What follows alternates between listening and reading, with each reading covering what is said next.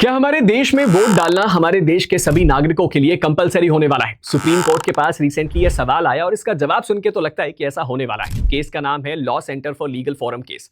अब यहाँ पे हुआ क्या? पिटिशनर्स ने पीपल्स एक्ट के सेक्शन 53 सब क्लॉज 2 को चैलेंज किया। ये सेक्शन क्या कहता है? ये सेक्शन ये कहता है कि अगर चुनाव में सिर्फ एक ही कैंडिडेट है तो बिना वोटिंग के भी उसको इलेक्टेड डिक्लेयर किया जा सकता है। लेकिन पिटिशनर्स का कहना था कि भले ही चुनाव अनकंटेस्टेड हो, लेकिन लोगों के पास फिर भी नोटा का ऑप्शन होना चाहिए, यानी कि नन ऑफ द अबव का। और अगर नोटा को वोट उस कैंडिडेट से ज्यादा मिले तो उस सिचुएशन में उस इलेक्शन को कैंसिल डिक्लेयर कर देना चाहिए। कोर्ट के सामने यह कंसर्न भी रखा गया कि हमारे देश में कई बार कैंडिडेट्स पर प्रेशर डालकर उनका नॉमिनेशन विड्रॉ करवा लिया जाता है, लेकिन सिर्फ एक कैंडिडेट के रहने से जनता के पास यह चॉइस नहीं होनी चाहिए, ताकि हमारे देश में उस कैंडिडेट के अलावा जनता के पास कोई ऑप्शन ही ना बचे किसी को चुनने का। और इसी चीज पे हमारे देश के चीफ जस्टिस सूर्यकांत ने ओरल रिमार्क दिया कि शायद वोटर्स के पार्टिसिपेशन बढ़ाने के लिए कंपलसरी वोटिंग जैसी मैकेनिज्म को हमारे देश में लागू करना बहुत जरूरी है। जस्टिस बख्शी ने भी कहा कि ये इशू हाइपोथेटिकल नहीं है, नोटा और सोल कैंडिडेट के बीच कंटेस्ट करवाया जा सकता है और इससे हम इस बात को इंश्योर कर पाएंगे कि हमारे देश में फ्री एंड फेयर इलेक्शंस हो। क्योंकि कई बार ऐसा देखा गया है कि मात्र 35% वोट के पास भी एक व्यक्ति जो है खुद को इलेक्टेड डिक्लेयर करवा लेता है, लेकिन डेफिनेटली उसके पास जब मेजॉरिटी नहीं होती है। फिलहाल तो इस मामले को सुप्रीम कोर्ट ने एडजर्न कर दिया है, लेकिन बहुत ही जल्द इसके ऊपर एक फैसला आ सकता है। आपको इस मैटर पर क्या लगता है?